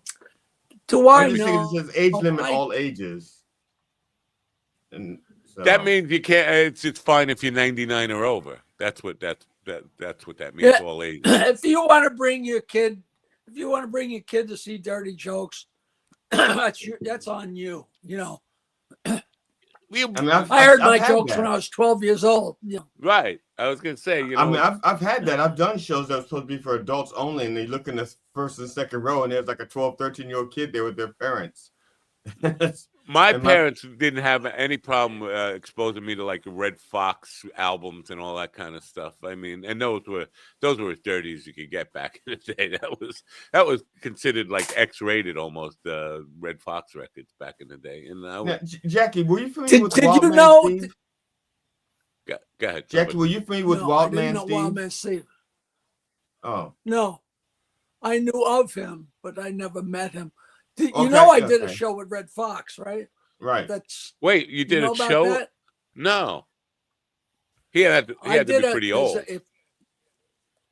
No, there was I didn't do a show with him. He hosted a show with me, Dice Clay, Robert Schimmel, Ronaldo Ray, Lenny Bruce's girlfriend when he died. I forget her name. There was about 6 of us on the show. It was like 1985, and Dice says that videotape is what propelled his career. And you can still buy it. It's called Red Fox's Dirty, Dirty Jokes, and it's on YouTube. You know, and it's funny. You know, I went on last. So, you know. You know, as you were telling that story, I'm thinking you're the cleanest guy on that. I mean, Robert Schimmel. Robert Schimmel was. He made Red Fox blush, I think. Right? Robert Schimmel. He was great. Yeah. Yeah, he was a good friend. He was a good guy. You know, his daughter is married to Joe Rogan. Robert Schimmel's daughter. Is that a true story? Yeah. That may have what gave him a heart attack. That may be what gave him his heart attack. His first heart attack. When he was in the hospital, his daughter, I think, brought a girlfriend to the hospital with her to visit Schimmel, and I think he fucked his daughter's girlfriend in the hospital. It was some kind of story like that. Wow. And his wife divorced him while he was in the hospital. I don't know the story. I'm filling in the cracks, but it was something. That's what Robert Schimmel said he was doing. He was just filling in the cracks. That's all he was doing. There you go. Very good. Very good. You see, another one of these guys who died young. You know, Robert Schimmel. He wasn't more than 50 years old when he passed, and he would probably be up there with the legends of comedy. If I mention his name to people who are comedy fans now, they probably don't even know who the fuck he was. He was fucking huge. So he was. Yeah. I don't know how huge. I don't think he had a chance to get that huge. But it was so funny. It was so dark. He wasn't just dirty. He was dark. Yeah. You know, but it was great, and it was smart dirty. You know what I mean? Right. Yeah. There was a channel on XM Radio or Sirius XM Radio. I think it was called Raw Dog, and Schimmel got a lot of play on that. A lot of play. Now you've inspired me to go look up some Robert Schimmel videos today and see if I can find some of that stuff. The other guy who passed young, and unfortunately, the way he died is I don't want to talk about it. But Richard Jetty was a fucking big. You know, if he was around today, I think he would be one of those guys you mentioned with Carlin and Now, didn't he have a short-lived show called Platypus Man? Yeah. Yeah. Very short. Yeah. Peter Bales, the guy I do my podcast with, Peter. has been around. He's got the stand-up university, comedy college that he's been doing for 27 years with Rich Miller. And he's such a good guy. He's been around. He's a history professor. That's just funny because these guys always say Tony Miller when they're talking about Tony Walker. You just said Rich Miller talking about Rich Walker. It's like Walker. I apologize, Rich. Yeah. I do that all the time. But Bales talks about going to the East Side Comedy Club, and he was hosting. And there was 4 shows, 2 shows Friday and 2 shows Saturday. And he said Jenny did 4 shows and never repeated himself. Wow. And he said it just totally blew his brains. I mean, that's a lot of material, man. And that was early on. That was like, 85 or something like that, Yeah. He was, I don't know, he's got a classic bit, and people might want to look this up. His thing about Jaws 3, he did on The Tonight Show, and he cleaned it up for The Tonight Show. I saw him do it live. I think it might have been Westbury. But that Jaws 3 thing that he did was so fucking funny. I remember, like, literally holding my sides laughing so hard at that Jaws 3 breakdown. Basically, a shark follows people from the east coast of the United States to Australia and somehow outswims a 747. It's waiting for them by the time they get to Australia. But the way he told that was like one of his classic. He was so good, Richard Jenny. He definitely belongs. He's a good pal. Yeah. When we started comedy in 1979, we started Long Island Comedy at a place called Cinnamon in Huntington. And he had to audition 3 times before we put him on the show. And he wasn't funny at all. But by the 3rd time he auditioned, we said, all right, Wow. We hardly auditioned that. In the early days we did, but pretty soon it got where, only decent people were choosing to come on, it got popular. But I always used to tease them that, like, you're very lucky we passed you to come on the Cinnamon show. That's you know what? That's because Dustin Chapin did not like the fact that I kept bringing up that he gave Bugatti his start, and then Bugatti blew up and became like this. He's the biggest thing in comedy right now. And you basically gave Richard Jenny his start. That's fucking resume material. No, but we didn't give. That was just one of the places where he worked, where we all worked. Yeah. He. You mentioned when we were on the road in the mid '80s. When we were on the road, I was the headliner and he was the middle act. Wow. We worked Augusta, Georgia, Columbia, Georgia, Savannah. And there were 4 different, from one to the next, to the next, to the next, a week at a time. And those days, I mean, how the hell we just laughed and laughed and laughed, but it was a horror show, Yeah. Tough Before days. you were talking about all the things you had to do to get stage time, basically work the door or whatever, be a dishwasher. Joey Gaynor, who was on this program a bunch of times, is still a friend. I talk to him once in a while. He became Richard Pryor's opening act. Richard Pryor took him on the road. He was basically a doorman at the comedy store in L.A., and that's how he got into comedy, is by working the door there.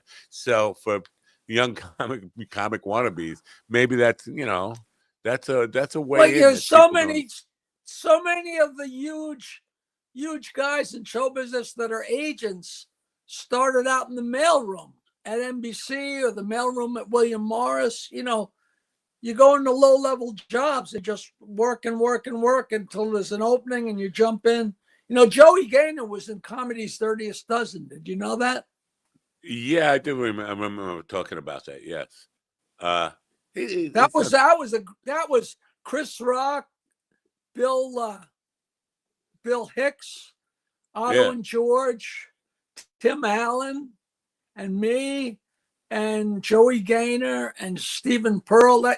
that is one of the great comedy movies in the world. There's like 12 filthy guys doing 7 minutes apiece. It's great fun. Gonna And bookmark that I one. think that's on. I think it's on YouTube. Anybody can see it. Yeah, I'm gonna look that one up. The Comedy's Dirtiest Dozen. And what was the other thing I was just gonna look up? Anybody remember? Fuck. Red Fox's. Yeah. Red Fox. Dirty jokes. Red Fox's dirty jokes. Very cool stuff. So for the people, once again, we've got more people on Instagram than anywhere today. What's going on here? People on Instagram, if you're in the New Jersey, and people everywhere, if you're in the New Jersey, Princeton, New Jersey area tomorrow night, 7:30 p.m. at the Carnegie Center, Princeton. What, the Hyatt Regency? Is that the Hyatt something? Hyatt? The Hyatt Regency Hotel in Princeton. It's Catch a Rising Star. 7:30 showtime. It's me and Rich Harkaway. And the information is on jokeland.com. And you can get the information. Please watch my documentary and please buy my book. And, I don't know what, things go in waves. For some reason, there's a new wave. I think maybe more people are listening to the old Howard Stern shows, and I'm getting these incredible compliments and feedback. Like, it goes in waves, and I love it. All of a sudden I'm selling books, and all of a sudden there's people watching the documentary, and you never know what causes it. There's no way to know. Oh, you know what? I did a couple of great podcasts, me and Billy West and this guy Bartlett Letty and Frank Santopadre. He's doing a podcast that's kind of an offshoot of the Gilbert podcast. Gilbert passed away, and me and Billy West did 2 shows with him, and they just got posted or pasted. What's it called when you put up the show? Yeah, it's like published.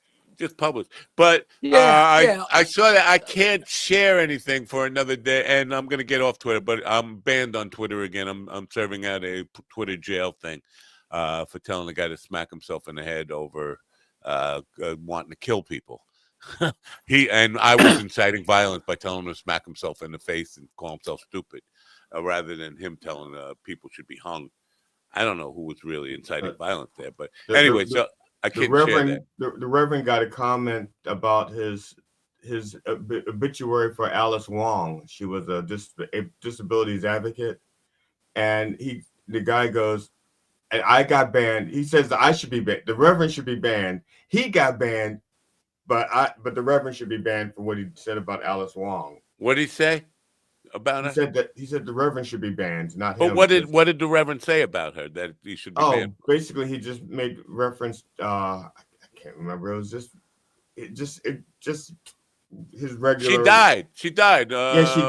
Undisclosed illness, right? That's the common illness that kills everybody. Undisclosed. Yeah. I obviously something wrong. Yeah. Steven said something wrong. Yeah. Steven is asking if we could join at 11. We're getting off at 11. It's 11 now, and I'm about to wrap this up. Have you heard from Marty Lang and Dogs? No, I text him once every couple months just to say hello, and I'm here if you ever want to talk or anything. But I'm sure he's still alive. I think he's still healthy. I'm not sure. I don't think Dan Filato's even still in touch with him, so I don't know who. The only reason I bring it up is because I thought about 3 or 4 months ago that he was coming back into going to perform comedy again. I was like, well, that's good news for comedy, but and then nothing ever came of it. People just post stuff.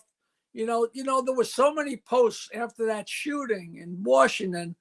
All of a sudden, on the news, both soldiers have passed away. Both soldiers are dead. No, they're still fine, and not fine, but they're in critical condition. They're dead. No, they're in critical. But these are major news places like CNN or MS. Why would they get foul information like that? Yeah. Who knows?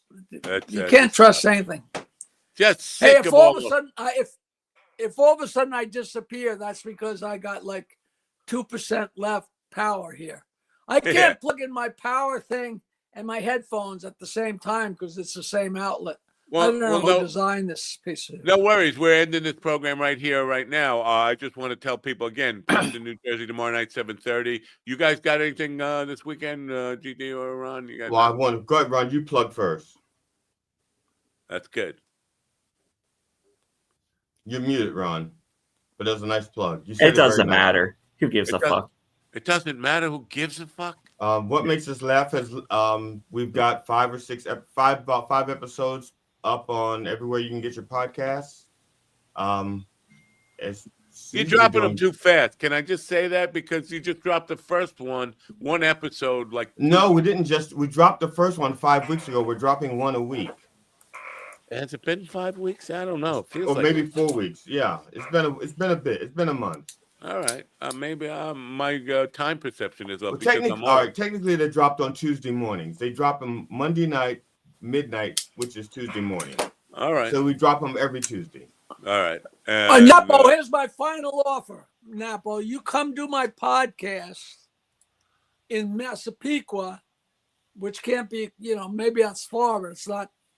And I'll bring pot. All right, tell me when, and I'll be there. I'll be there. Me and Zim will fight on air. No, I'm kidding. All right, what? I'll come, and I promise you this: if I come, I will give Zin a hug, just for you. Good, good. And I'll pretend I give a fuck. I know. Well, Bill Burr won't ever listen to me again. Maybe we'll paint. Oh, you know what? If you ever want to come to a paint party with me, I would love to have you there, and teach you how to paint the dog licking a bone or whatever I'm doing. Invite me to I want to go to one of the old folks' homes and help you teach them to paint. Oh yeah, and you know what? Right? Yes, that would be a lot of fun. Actually, I would be hysterical. Yeah, so I look forward to coming to Strong Island Studios in Massapequa. It's beautiful. Yeah, you abandoned the chocolate place. Out there. Huh?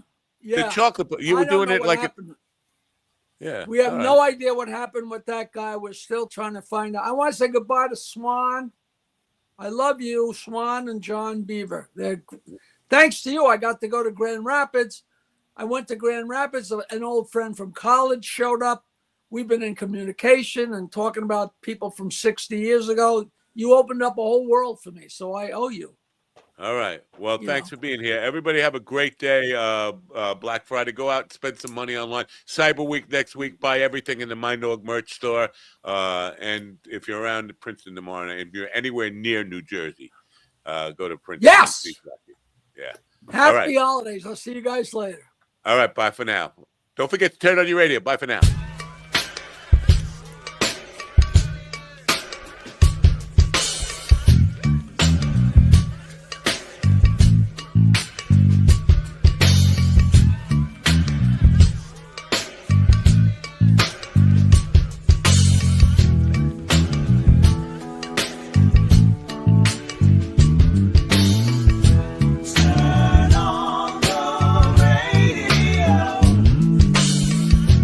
I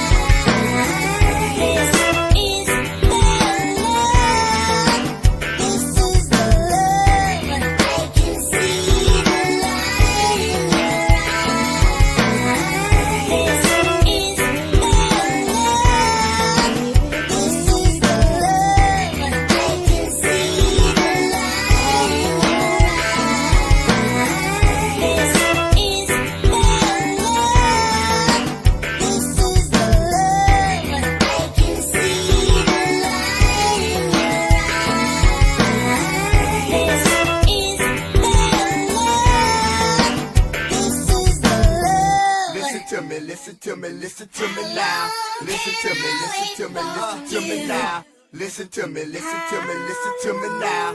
Listen to me.